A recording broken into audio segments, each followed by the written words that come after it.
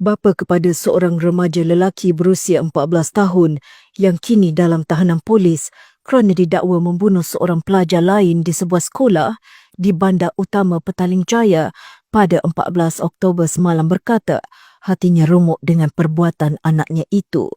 Lelaki berusia 40 tahun itu dalam satu temubual dengan akhbar China Press berkata beliau tidak menyangka anaknya mampu melakukan sebarang keganasan. Katanya, beliau sedar bahawa tiada sebarang permohonan maaf yang cukup untuk menebus apa yang sudah berlaku.